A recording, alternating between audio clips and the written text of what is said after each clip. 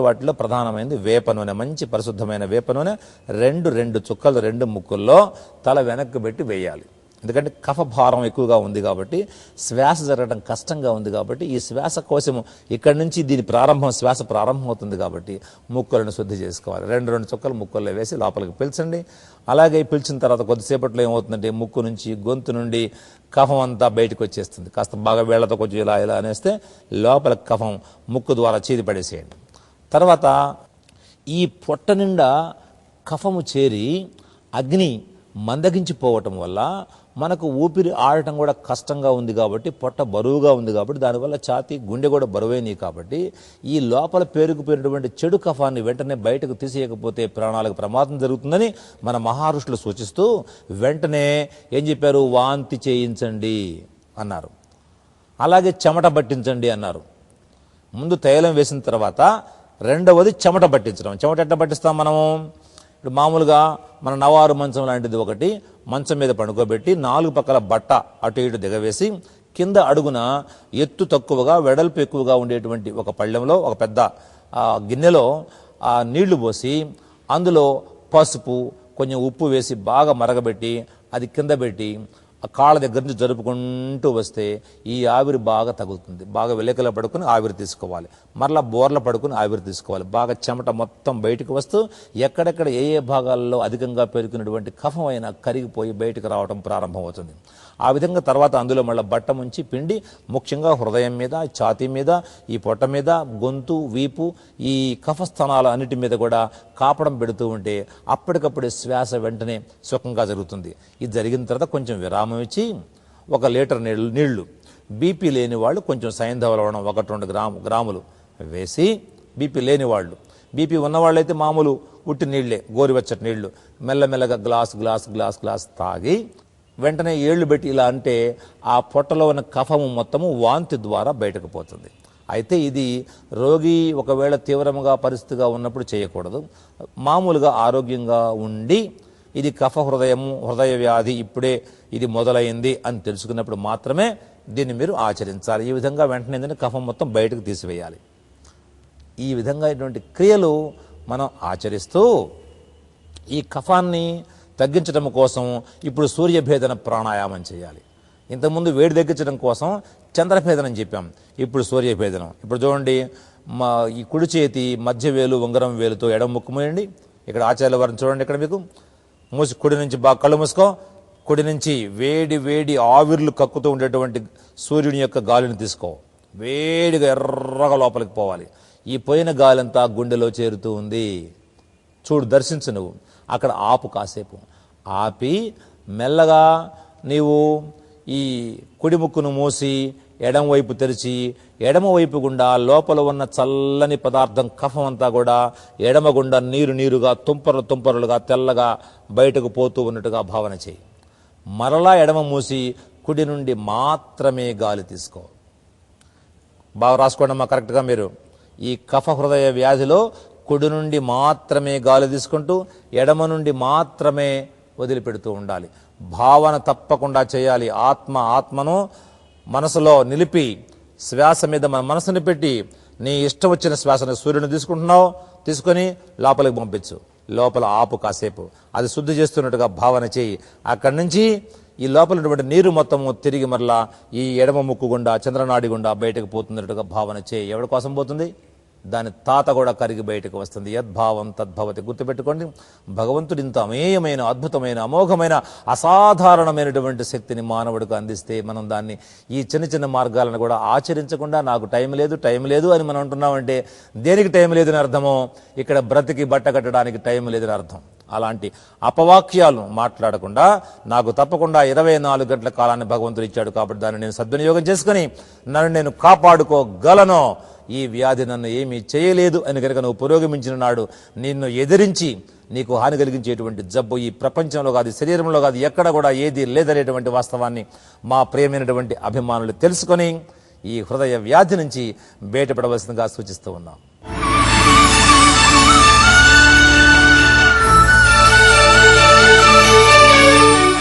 మీకు కఫ హృదయ వ్యాధికి గుర్తులు చెప్పాను మీకు నేను.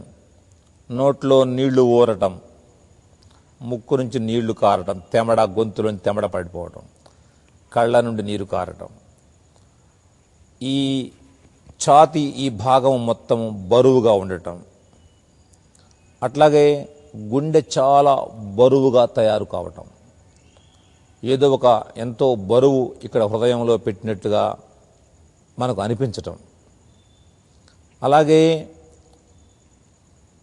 ఈడ్చినట్టుగా ఉండటం, ఇట్లాంటి కొన్ని లక్షణాలు ఇంతకుముందు మనం చెప్పుకున్నాము. ఇలాంటి లక్షణాలు కూడినటువంటి కఫజ హృదయ వ్యాధిగ్రస్తుడికి మహారుషులు చెప్పిన ఒక మహాసులువైన యోగము, ఖచ్చితమైన యోగము,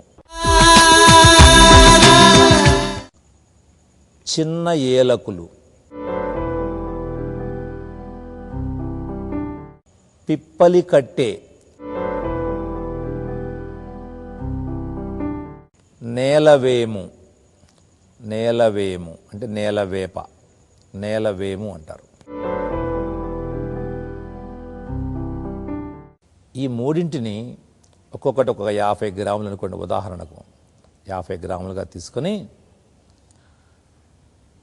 ఈ పిప్పలి కట్టెను కొంచెము దూరగా వేయించి దంచి పొడి చేయండి. ఏలక్కాయల్ని దంచి పొడి చేసేయండి. అలాగే నేలవేము దంచి పొడి చేయండి. 3 కలిపి ఒక బట్టలో వేసి వస్త్రగాళితం చేయండి. మెత్తని చూర్ణం తయారవుతుంది. సీసాలో పెట్టుకోండి. దీన్ని ఉదయం సాయంత్రం 2 పూట్ల ఒక పావు చెంచా నుండి అర చెంచా వరకు, అంటే ఆ సమయంలో ఈ సమస్య యొక్క తీవ్రతను బట్టి, మామూలుగా పావు చెంచా చాలు. సమస్య తీవ్రంగా ఉండి చాలా బరువుగా అనిపిస్తూ ఊపిరాడకుండా ఇబ్బంది పడతా ఉంటే అర చెంచా వాడుకోవచ్చు, లేదంటే పావు చెంచా చాలు. దీన్ని 1 చెంచా ఆవు నెయ్యితో కలిపి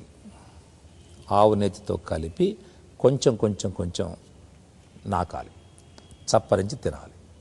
ఇంతే. ఇది చూడటానికి ఎంతో చిన్నగా ఉన్నా అనేక దారుణమైనటువంటి ఇబ్బందులను కలిగించేటువంటి కఫజ హృదయ వ్యాధి అయినా దీనితో పూర్తిగా సర్వనాశనమైపోతుందని మహారుషులు అనుభవం ద్వారా నిరూపించి చెప్పారు. కాబట్టి పెద్దల మాట చద్ది మూట, మహారుషులు చెప్పినటువంటిది తిరుగులేదు, అంతే. ఒక మహావాక్యము, మహాసత్యము. సత్యం అనే పునాదుల మీదే భారతీయ విజ్ఞాన శాస్త్రాలు ఇక్కడ నిర్మించబడి ఉన్నాయి. అందువల్ల దీన్ని మీరు చక్కగా వ్రాసుకొని అందరికీ కూడా దీన్ని అవసరమైనప్పుడు చెప్పవలసిందిగా మీ అందరినీ కోరుతూ, కఫం వల్ల కలిగే గుండె జబ్బుల నివారణకు కానుక. కావలసిన పదార్థాలు: చిన్న యాలకులు 50 గ్రాములు, పిప్పలి కట్టె 50 గ్రాములు, నేలవేము 50 గ్రాములు. తయారు చేసే విధానం: యాలకులు, పిప్పలి కట్టె, నేలవేములను దోరగా వేయించి దంచి పొడి చేయాలి. ఈ పొడులను కలుపుకొని గాజు సీసాలో నిల్వ చేసుకోవాలి. ఉదయం సాయంత్రం సమస్య తీవ్రతను బట్టి పావు చెంచా నుండి అర చెంచా మోతాదుగా ఈ పొడిని ఆవు నెయ్యిలో కలిపి చప్పరించి తినడం వలన కఫం వల్ల కలిగే గుండె జబ్బులను నివారించుకోవచ్చు.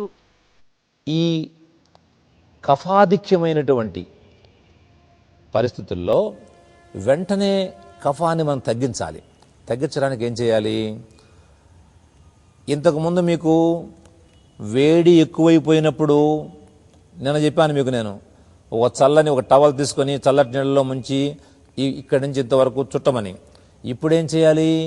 వేడెక్కించాలి కాబట్టి శరీరాన్ని, కఫాన్ని కరిగించి బయటకు రప్పించాలి కాబట్టి ఇదే ఒక టవల్ తీసుకొని, టవల్ని తీసుకొని, నూలు బట్టను గోరువెచ్చటి నీళ్ళల్లో ముంచి కొంచెము పిండి ఇక్కడ గొంతు నుండి ఇంతవరకు చుట్టేసేయాలి. ఒక 5 నుండి 10 నిమిషాలు. ఇది ఒక పద్ధతి. మరొక పద్ధతి, ఇది కుదరకపోతే మరొక పద్ధతి ఏంటంటే, ఒక బకెట్లో గోరువెచ్చటి నీళ్లు పోసి అందులో పాదాలు పెట్టి కూర్చొని దుప్పటి కప్పుకొని ఒక 10 నుండి 15 నిమిషాల సేపు ఇలాగే ఉంచి కొంచెం ఒక కప్పు గోరువెచ్చని నీళ్లు కూడా లోపలికి తాగి చల్లటి నీటిలో ముంచినటువంటి బట్టను పిండి నెత్తి మీద వేసుకొని కూర్చోవాలి. 10-15 నిమిషాల తర్వాత ఈ నీరు తీసివేసి బకెట్ తీసివేసి మామూలు చల్లగా ఉన్న నీళ్లలో 2 నిమిషాల సేపు కాళ్ళను పెట్టాలి. దీంతో ముందు వేడి చేసినప్పుడు లోపల ఉన్న కఫం కరిగి వెంటనే చలవ చేయగానే తిరిగి మళ్ళీ లోపల ఉన్న కఫం అంతా బయటకు వచ్చేస్తుంది. ఈ అద్భుతమైనటువంటి ప్రక్రియను మనం ఆచరించడం ద్వారా అలాగే ఈ కఫాన్ని హరింపజేసేటువంటి శరీరములో ఉష్ణాన్ని తగిన ఉష్ణాన్ని పుట్టించేటువంటి అల్లం రసం, నిమ్మరసం, తేనె ఇట్లాంటివి లోపలికి ఇవ్వాలి. ఇది ఆగిపోయినటువంటి తగ్గిపోయినటువంటి అగ్నిని, జఠరాగ్నిని తిరిగి మళ్ళా జ్వలింపచేస్తూ ఈ కఫజ హృదయ వ్యాధిగ్రస్తునికి చక్కని విశ్రాంతిని, ఆరోగ్యాన్ని, ఆయువును అందిస్తుందని మా ప్రియమైనటువంటి ప్రేక్షకులకు తెలియచేస్తూ చిన్న విరామంతో సౌందర్య విజ్ఞానం గురించి చెప్పుకుందాం. సిద్ధంగా ఉండండి.